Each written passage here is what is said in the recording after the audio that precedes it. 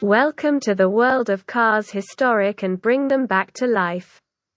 Today we have a project for me 1974 Volkswagen Transporter Combi Type 2. Follow us and do not forget to subscribe to the channel and activate the bell to receive all new. The Volkswagen Type 2, known officially, depending on body type, as the Transporter, Combi or microbus, or, informally, as the bus, US, Camper, UK, or Bulli, Germany, is a forward-control light commercial vehicle introduced in 1950 by the German automaker Volkswagen as its second car model. Following, and initially deriving from, Volkswagen's first model, the Type 1, Beetle, it was given the factory designation Type 2. As one of the forerunners of the modern cargo and passenger vans, the Type 2 gave rise to forward control competitors in the United States in the 1960s, including the Ford Econoline, the Dodge A100, and the Chevrolet Corvair 95 Corvan. The latter adapting the rear-engine configuration of the Corvair car in the same manner in which the VW Type 2 adapted the Type 1 layout. European competition included the 1947–1981 Citroën H van, the 1959–1980 Renault Estafette, both FF layout, and the 1953–1965 FR layout Ford Transit. Japanese manufacturers also introduced similar vehicles, such as the Nissan Caravan, Toyota Light Ace and Subaru Sambar. Like the Beetle, the van has received numerous nicknames worldwide, including the microbus, minibus, and, because of its popularity during the counterculture movement of the 1960s, hippie van, bus. Brazil contained the last factory in the world that produced the T2 series of Type 2, which ceased production on 31 December 2013, due to the introduction of more stringent safety regulations in the country.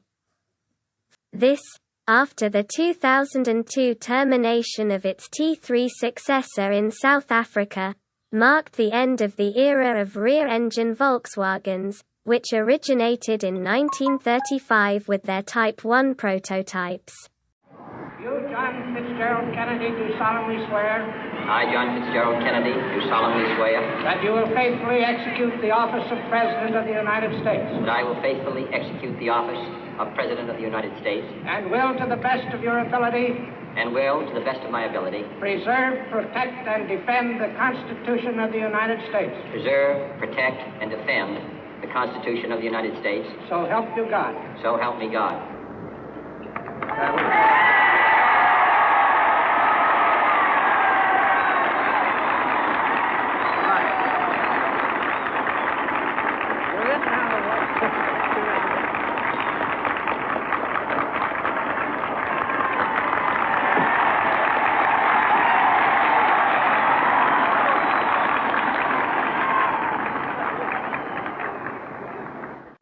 Vice President Johnson, Mr. Speaker, Mr. Chief Justice, President Eisenhower, Vice President Nixon, President Truman, Reverend clergy, fellow citizens.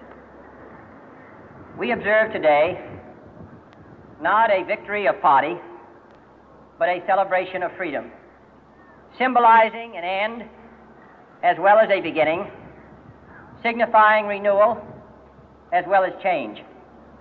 For I have sworn before you and Almighty God the same solemn oath our forebears prescribed nearly a century and 3/4 ago. The world is very different now, for man holds in his mortal hands the power to abolish all forms of human poverty and all forms of human life. And yet the same revolutionary beliefs for which our forebears fought are still at issue around the globe. The belief that the rights of man come not from the generosity of the state, but from the hand of God.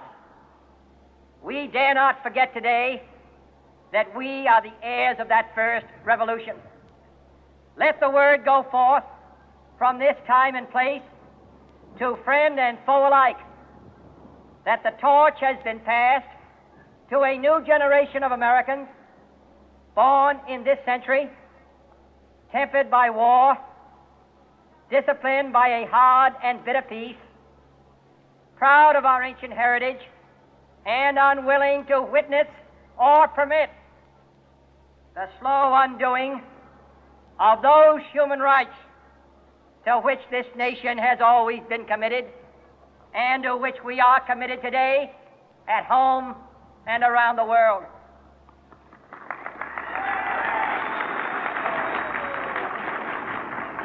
Let every nation know, whether it wishes us well or ill, that we shall pay any price, bear any burden, meet any hardship, support any friend, oppose any foe to assure the survival and the success of liberty.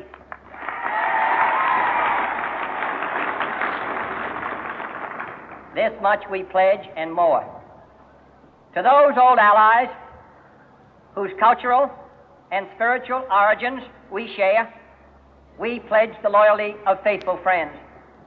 United, there is little we cannot do in a host of cooperative ventures. Divided, there is little we can do, for we dare not meet a powerful challenge at odds and split asunder. To those new states whom we welcome to the ranks of the free, we pledge our word that one form of colonial control shall not have passed away merely to be replaced by a far more iron tyranny. We shall not always expect to find them supporting our view, but we shall always hope to find them strongly supporting their own freedom, and to remember that in the past, those who foolishly sought power by riding the back of the tiger ended up inside.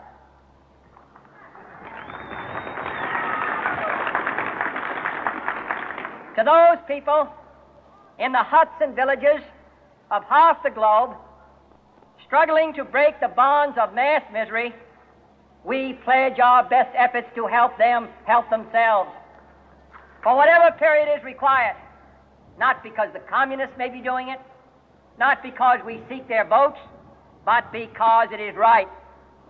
If a free society cannot help the many who are poor, it cannot save the few who are rich.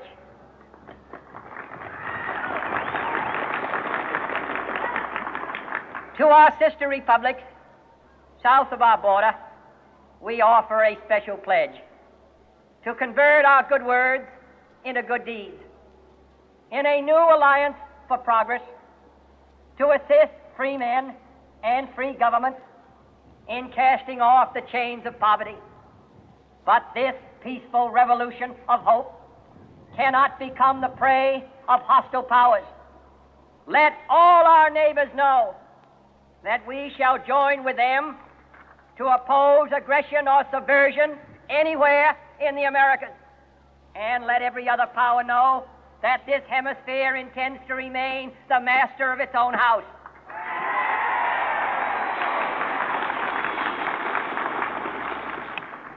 To that world assembly of sovereign states, the United Nations, our last best hope, in an age where the instruments of war have far outpaced the instruments of peace, we renew our pledge of support to prevent it from becoming merely a forum for invective, to strengthen its shield of the new and the weak, and to enlarge the area in which its writ may run.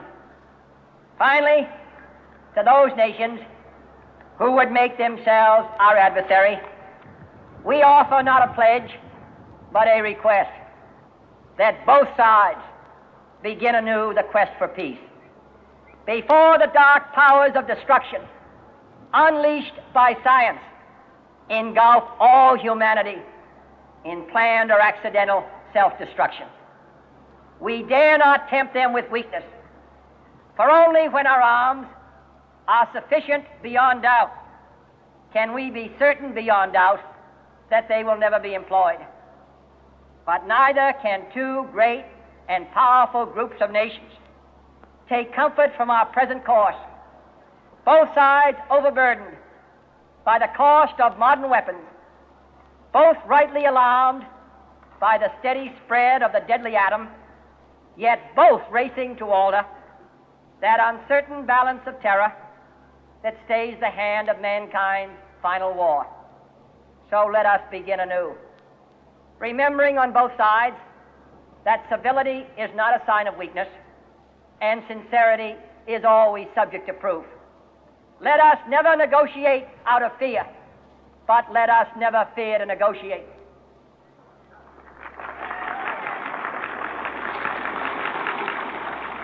Let both sides explore what problems unite us, instead of belaboring those problems which divide us. Let both sides, for the first time, formulate serious and precise proposals for the inspection and control of arms, and bring the absolute power to destroy other nations under the absolute control of all nations. Let both sides seek to invoke the wonders of science instead of its terrors. Together, let us explore the stars, conquer the deserts, eradicate disease, tap the ocean depths, and encourage the arts and commerce. Let both sides unite to heed in all corners of the earth the command of Isaiah to undo the heavy burden and let the oppressed go free. And if a beachhead of cooperation may push back the jungle of suspicion, let both sides join in creating a new endeavor, not a new balance of power, but a new world of law, where the strong are just and the weak secure and the peace preserved. All this will not be finished in the first 100 days, nor will it be finished in the first 1,000 days, nor in the life of this administration, nor even perhaps in our lifetime on this planet. But let us begin.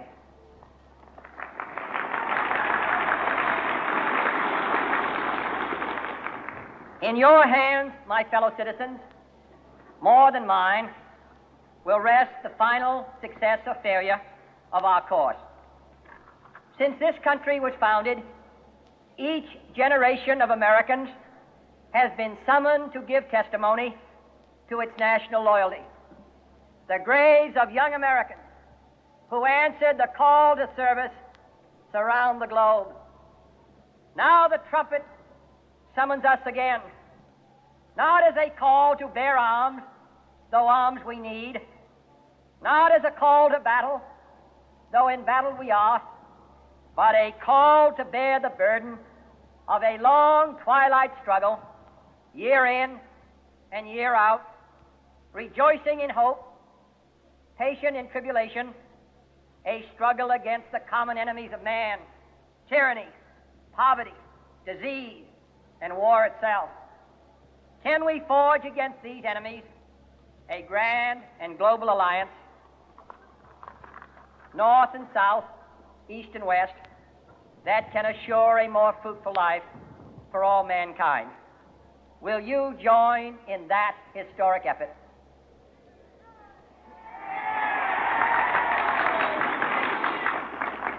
In the long history of the world, only a few generations have been granted the role of defending freedom in its hour of maximum danger. I do not shrink from this responsibility. I welcome it. I do not believe that any of us would exchange places with any other people or any other generation. The energy, the faith, the devotion which we bring to this endeavor will light our country and all who serve it And the glow from that fire can truly light the world. And so, my fellow Americans, ask not what your country can do for you, ask what you can do for your country.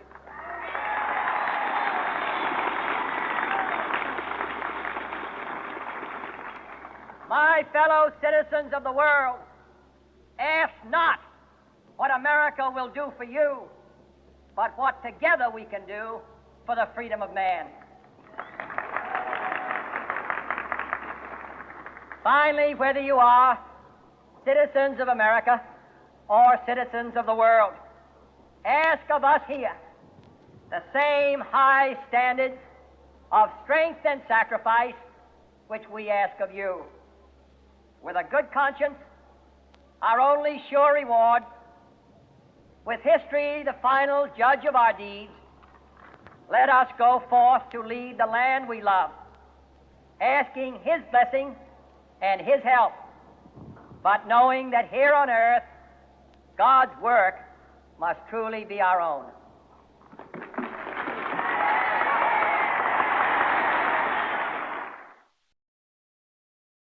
Good watching for everyone, and do not forget to subscribe and like the video, as you will find in the first comment a link to our latest work.